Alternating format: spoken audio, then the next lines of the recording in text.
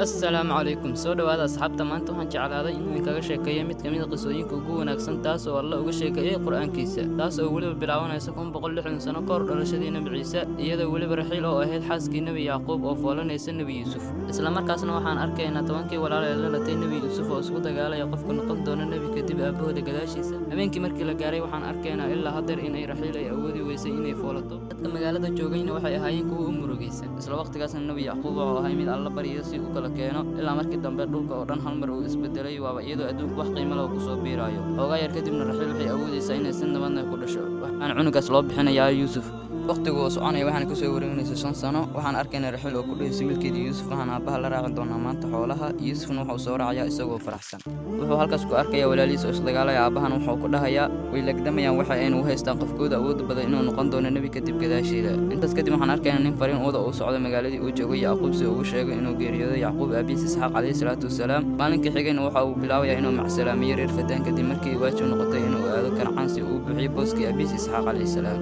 intii safarka ay ku jireen xaaskiisa Raxiil ayaa foolanayso sidii caadada ahaydna foosha ayaa ku adkaanayso ilaa markii dambe ay ka muraacatay Yuusufna wuxuu bilaabayaa inuu hooyadiis habsiyo isagoo oynayo Nabi Yaaqoobna wuu sawirsiinaya waxa uu ku qancay qadarka Alle waxa uu u bixinayaa cunugaas Benyamin intaas kadibna safarkii ayuu sii wadanaya kadib markii ay aaseen Raxiil ugu dambeyntii wax ay gaareen magaalada Kancaan taas oo dadkeeda si wanaagsan u soo dhaweynayaan walaashiis Faa'iqana waxa ay siinaysaa qamiiska Nabi Isxaaq ka dhaxlay aabihiis Ibraahim alayhi salaatu wasalaam waxayna ku dhahaysaa waa in aad adigna siisaysaa qamiiska nabi ka dambeeyo habeenkii markii la gaaro mar kale ayay ku soo noqonaysaa walaashiisa Faa'iqa waxayna ka codsanaysaa in uu siiyo labada cunug ee ka tagtay Raxiil maadaama uusan alla siinin wax u wada waxayna u ballan qaadaysaa in ay maalin kasta u keeni doonto ayna ka taxadari doonto Yuusufna wuu ogolaanayaa in uu la noolaado idadiisa Faa'iqa markii ay gurigeeda geysayna wax u soo bixinaysaa soonkii oo la haajiray aabaheed Isxaaq iyadoo ku dhahayso waxaan rajaynayaa in aan noqon doonto nabi kadib aabaha gadaashiisa Yuusufna wuxuu ku dhahayaa waxaan ka baqayaa inay dadku igu xaasidaan soonkan qaasatan walaalahayga maalinkii xigayna markii la gaaro waxaan arkaynaa Yuusuf walaalihiisa oo ku sheekaysanayo soonkii oo watay Yuusuf waxayna u tagayaan eedadiisa Faa'iqa iyagoo ku dhahayo soonkan Soomaha soonkii aabahaaga Isxaaq iyadana waxay ku dhahaysaa haa waxaan u siiyay si aan ugu sabirsiiyo maadaama hooyadiisa oo jeclay uu waayay isla markaasna wuxuu dhuumasho la dheelayay ciyaalka mana awoodayaan inay arkaan meel kasta ay ka raadinayaan ilaa markii dambe u sheegeen Faa'iqa iyadana way naxaysaa waxayna bilaabaysaa inay meel kasta ka raadiso wayna ka niyad jabaysaa inay soo hesho waxayna aaminaysaa inay dayacday mas'uuliyadii uu saaray walaalkeedii Yaaqoob ugu dambeyntiina waxaa laga dhex helayaa diinaarka dhexdiisa sidaas ayayna Faa'iqa ku weysay inay korsato Yuusuf intaas kadibna waxay bilaabaysaa Faa'iqa inay oyso iyadoo ku dhahaysa ma awoodi karo inaan noolaado Yuusuf la'aantiisa maxaa yeelay aad ayaan u jeclahay walaalkeeda ayayna ka codsanaysaa fursad kale isagana waxa uu ku dhahayaa waan ku ogolahay bisharti inaad ii soo celin doontid dhowr maalin kadib Faa'iqa habeenkii ma jiifanayso waxayna bilaabaysaa inay indhaha ka buuxsato wajigiisa iftiinka badan inta aan laga qaadan isagana subax kasta markuu soo kaco waxa uu ku dhahayaa aniga maraba in aan ka tago mana doonayo in aan la noolaado habaryartay maadaama caruurteeda ay ayaga iga masiirayaan midaasna ayada dhibaato u keenayso maalmaha markay dhamaadaanna Faa'iqa dib ayay ugu celinaysaa Yaaqoob wiilkiisa Yuusuf maalinkii xiga waxay u imaanaysaa iyadoo naxsan walaalkeeda markii uu weydiiyana waxay u sheegaysaa inay weysan tahay sookii aabaheed Isxaaq waxayna dhahaysaa waxa laga yaabaa in uu soo xaday Yuusuf aabahana intuu xanaaqo ayuu wuxuu ku dhahayaa ka baaro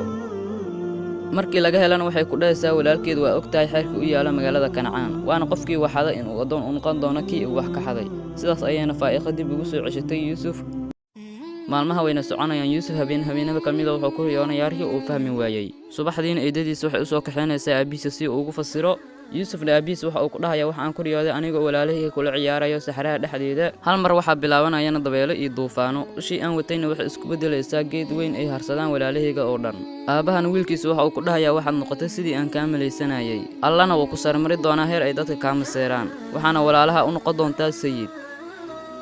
aabahayga Isxaaq wuxuu alla ka baryay inuu caruurtiisa ka soo saaro nabiyaal badan anigana waxaan jeclaa lahay wiilkaygiyo in aan ogaado qofkii dhaxli lahaay waxaana rajaynayaa in aad adigu noqon doontid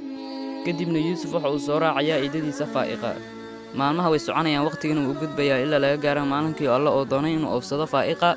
waxayna iskugu yeeraysaa dadka iyadoo ku dhahayso waxaan rajaynayaa inaad si kay cafi doontiin maadaama aan sameeyay dhagartii aan Yuusuf dib ugu soo ceshtay gurigeyga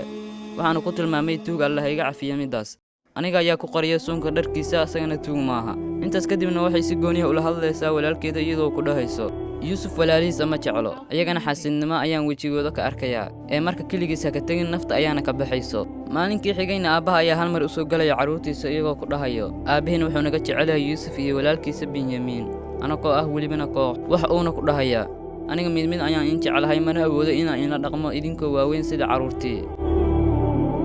habeenada ka mid ah wuxuu yuusuf ka soo kacaya hurdada isagoo naxsan kadib markii uu arkay riyo la yaab leh waxa uu ku dhahayaa yuusuf aabbihiisa waxaan arkay 11 kookab iyo qoraxda iyo dayaxa oo ii sujuudayaan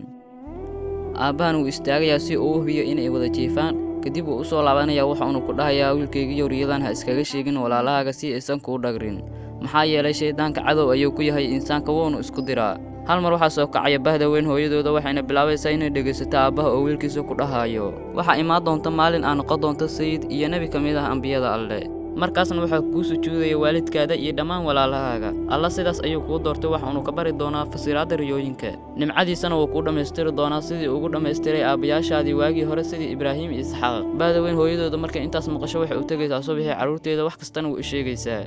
iyagoo xanaaqsan ayay u tegayaan yuusuf waxayna weydiinayaan riyadii uu ku riyooday isagana wuxuu dhahayaa aabbahayga waxa uu ku dhahay qofna ha u sheegin yuhuuddana oo ah walaalkiisa wuxuu isku dayay inuu dharbaxsheeyo ilaa markii dambe ay ka celiyeen walaalihiisa aad ayuu u sii xanaaqayaa yuhuudda isagoo dhahayo cunuga sarajada ah muxuu ismooday markuu uu dhahayo anaka ayaa sujuudayno anaka ayaana xoolaha aabbaheena raacno beertana falno saas oo tahayna aabbaheena waxa uu jacaylkiisa oo dhan siiyey yuusuf iyo walaalkiisa aabbaheenana wuxuu ku sugan yahay baadicad waana in aan dilnaano yuusuf mid ayaga ka mid ah ayaa soo boodaya waxaanu ku dhahaya hadilinino yuusuf ee ka fogeeya aabbihiisa markaasna anaka ayaa ugu hari doona aabbaheena intaas kadibna waxaan noqon doonnaa qoom wanaagsan habeenkii markii la gaaray ayay waxay u tegayaan aabbahooda waxayna ku dhahayaan aabbow maxaanu uga aamini la'dahay yuusuf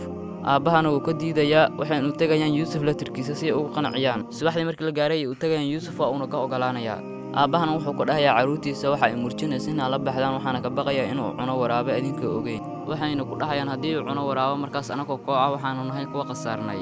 yuusufna aabbihiis waxa uu ku dhahayaa aabbow ii ogolow maanta inaan raaco waa uuna ga ogolaanayaa midaasna way ku farxayaan intaas kadib waxa uu wiilkiisa u gelinayaa qamiiskii oo aabbihiisa ka dhaxlay awowgiis ibraahim calayhi salaatu wasalaam waxa uuna ku dhahayaa waa inaad ilaalisaa maadaama uu yahay qamiiskaa mid dahirsan intaysan carruurtiisa bixinayo wuxuu ku dhahayaa laawi idaa kugu ammaanaystay ee si fiican u xifdi yuhuudda ayaa soo boodaya hal mar waxaanu ku dhahayaa aniga ayaa ka difaacaya wax kasto yuusufna intuusan tegin waxa uu habsiinayaa walaalkiisa aad ku jeclaay ee benyamiin marka ay soo wadeen oo ay keeneen saxaraha ayaa waxay ku bilaabayaan jirdil yuusufna wuxuu bilaabayaa inuu mid uga cararo walaalihiisa isagoo naxariis ka raadinayo laakiin waxay ku noqdeen dhammaantooda waraabayaashii oo aabbahooda yacquub uga baqaayay markii ay si xun u galeenna wuxuu bilaabay yuusuf inuu ku qayliyo aabbe ilaa markii dambe ay soo qaatay codkiisa daciifka ah dabeesha nebi yacquub codka si fiican ma u maqleen inkastoo u dareensanayo dhulka inuu kor samaynayo dembi aad u weyn jawigoo dhan ayaa isbeddelaya hal mar yuhuudda intuusa dilin waxaa ka celinaya laawi oo ku dhahayay dil aniga marka koowaad inta aada dilin anigana ayuu aabbahay ugu soo ammaanaystay xoogaa kadib markuu arko inuusan ka celin karin wuxuu ku dhahayaa ha dilnina yuusuf ee waxaa ku ridiin kunta ceelka markaasna waxaa laga yaabaa safarley inay qaadato ugu dambayntiina way ku raacayaan waxa ay geenayaan ceel magaalada ka fog oo aysan safarleyda biyihiisa cabin maadaama uu yahay dhanaan qamiiska ayay ka siibayaan yuusufna waxa uu walaalkiisa laawi ku dhahayaa aniga waa idin jeclay maxay tahay dembiga aan idinka galay oo idiga jaraysaan hal mid sameeyay aabbahay yacquub ka qariya haddii kale wuu idin naclada waana nebi ee marka alla u laabta maxaa yeelay wiil aan naftiisa difaaci karin ayaa dembiga gasheen intaas kadibna kunta ceelka ayay ku rideen alla ayaan u saqiraya oo ka badbaadinaya biyaha sidii uga badbaadiyey awowgiis ibraahim dabka laawi ayaa ku soo laabanaya intuusa ka tegin wuxuuna ku dhahayaa aniga ayaa kuu keeni doona cuntaa cuntid iyo biyo aa cabtid ee biyaha dhanaanka ha isku cabin sabar oo alla tala saaro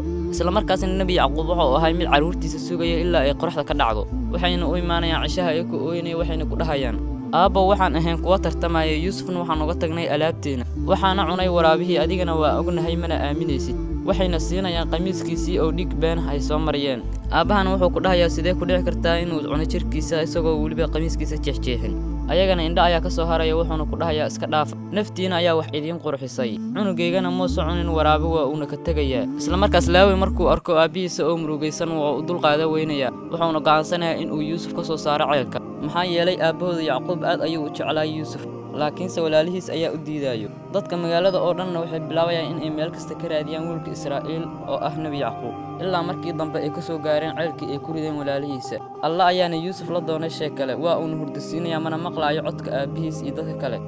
maalinkii xiga waxaana la tusayaa walaalihiisa u soo laabanaya ceelkii waxayna ogaanayaan inuu walaalkiis weli nool yahay laawi ayaana u keenaya cuntadii oo u ballan qaaday inuu u keeni doono yuusufna waxa uu weydiinayaa xaalka aabbihiis waxayna u sheegayaan inuusan fiicneen isla markaasna Benyamin ayaa aabihiis wuxuu ku dhahayay walaalkay ma soo laaban doona. Aabihii Benyamin ayuu sabir siinayaa isagoo ku dhahayo wuu soo laabanayaa waana inaan sugnaa anakana.